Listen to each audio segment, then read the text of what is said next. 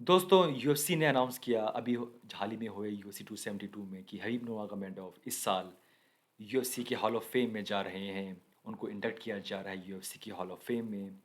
अगर आप नहीं जानते क्या है यूएफसी हॉल ऑफ फेम, तो ये काइंड ऑफ है, ये वो लिस्ट है जहाँ पे यूएफसी उन पर्सनैलिटीज़ को ऐड करती है, उन इंडिविजुअल्स को ऐड करती है जिन्होंने बहुत ही एक्सेप्शनल परफॉर्मेंस किया है अपने करियर के दौरान, और बेसिकली बहुत ज़्यादा कंट्रीब्यूट किया है इस स्पोर्ट को आगे बढ़ाने में।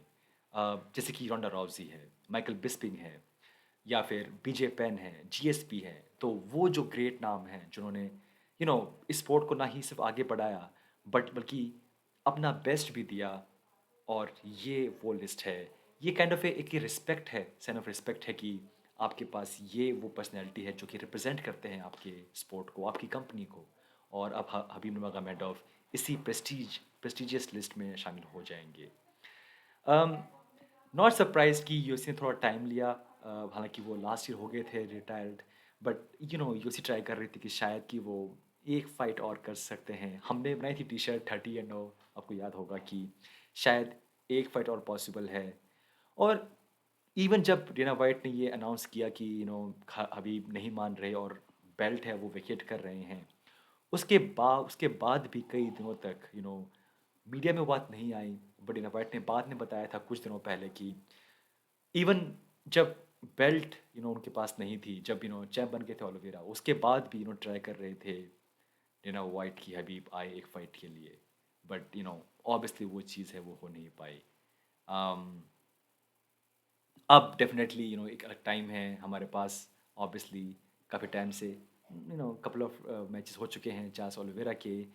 आई थिंक जो एक रूमर थी कि शायद जीएसपी फाइट पॉसिबल है, वो भी अब ठंडी पड़ चुकी थी बहुत टाइम पहले से ही। फ्लॉयड मेवेदर जो फाइट थी वो तो उससे भी पहले भी बिल्कुल ठंडी पड़ चुकी थी। तो जब लगा यूएफसी को कि कोई चांस है ही नहीं यहाँ पे, और ऑब्वियसली यहाँ पे एक परफेक्ट टाइम है।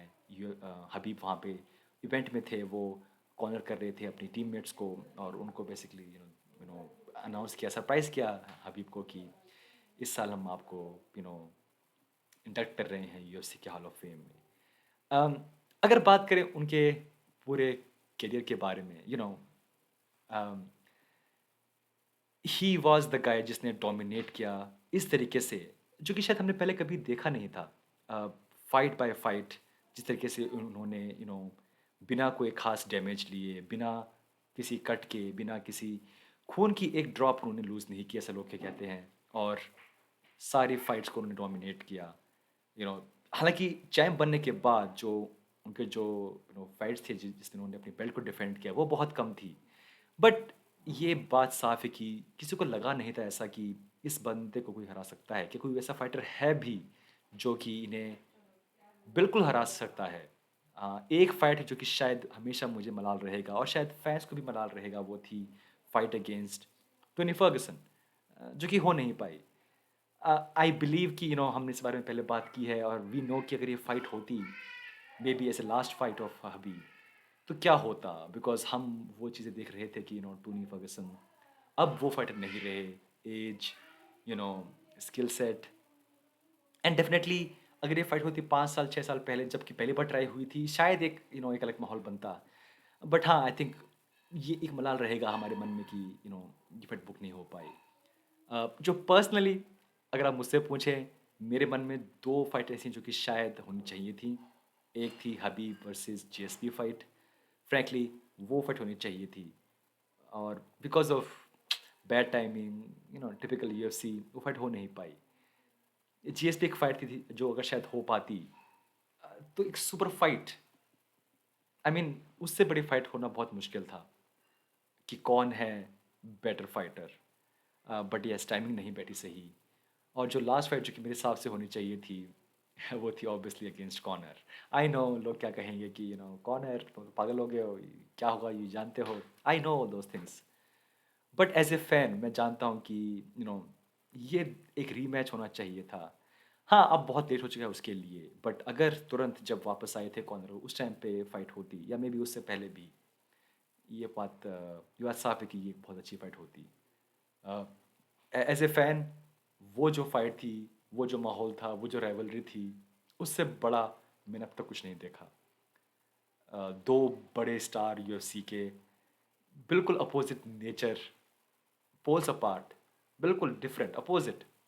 और उनकी ये जो राइवलरी थी, अ, मेरे हिसाब से उस राइवलरी ने जो मोमेंट्स दिए हमें, मैं हमेशा उनको याद करता रहूँगा। और मैं भी काम कर रहा हूँ, अभी तो ऑब्वियसली मैं दूसरी जगह पे हूँ, जो मेरा पुराना बैकग्राउंड है, वहाँ पे फ़ोटो है पीछे जहाँ पे कॉनर और हबीब पहली बार सामने आए हैं एक दूसरे के। और वो जो फ़ोटो है, अब मैं उसको डिजिटली क्रिएट कर रहा हूँ इन टर्म्स ऑफ एक क्रिएटिव डिज़ाइन। और वो जो फ़ोटो है उसको फिर हम as a poster, as a T-shirt design, because मेरे लिए वो बेस्ट फ़ोटो है। दो बड़े स्टार यूएफसी के पहली बार आमने सामने आए उस प्रेस कॉन्फ्रेंस में। I mean crazy. But yes दोस्तों, हबीब नूरमगोमedov शामिल हो रहे हैं यूएफसी के हॉल ऑफ फेम में। एक बहुत अच्छी बात है, वेल डिज़र्व। 29 फाइट्स, 0 लॉसेस, कोई डैमेज नहीं, कोई कट नहीं, कोई खास दिक्कत नहीं उस पूरी फाइट्स में। और लाइक आई सेड, जब चैम्प बने थे ओलिविरा, तो उन्होंने कहा था कि डेना वाइट, ये लोग मेरे लेवल पे नहीं हैं। और शायद ये सही है। ये सही है कि शायद हबीब को लगता है कि कोई ख़ास चैलेंज है नहीं उनके पास। और ऑब्वियसली वो जो उनके फैमिली के साथ जो उन्होंने वादा किया था कि मैं फाइट नहीं करूँगा, वो भी एक बात है। बट ये कहना बहुत मुश्किल है कि आज के टाइम पे कोई ऐसा फाइटर है यूएफसी की लाइट वेट डिवीजन में जो कि हरा पाता हबीब को। बहुत मुश्किल है कहना, बहुत मुश्किल है। ओलिवेरा के साथ हम कह सकते हैं कि यस, एटलीस्ट कुछ कंपटीशन होता फॉर ग्राउंड। बट फ्रैंकली हम ये कभी नहीं देख पाएंगे ये फाइट। और दिस इज़ फाइन दोस्तों। एनीवे, ये था मेरा वीडियो आपको ये फिर से एक बार बताने के लिए, क्योंकि उस टाइम पे ये फाइट के बीच में जो हुई थी 272, उसके बीच में ये न्यूज़ आई थी और बहुत सारी और न्यूज़ भी आ रही थी, तो वो न्यूज़ दब गई थी। सो आई थॉट कि मैं आपको ये फिर से एक वीडियो बनाऊँ और याद दिलाऊँ कि हबीब नूरमगोमedov इस साल जा रहे हैं यूएफसी के हॉल ऑफ फेम में। एनीवे दोस्तों, ये था मेरा वीडियो, मिलते हैं नेक्स्ट टाइम।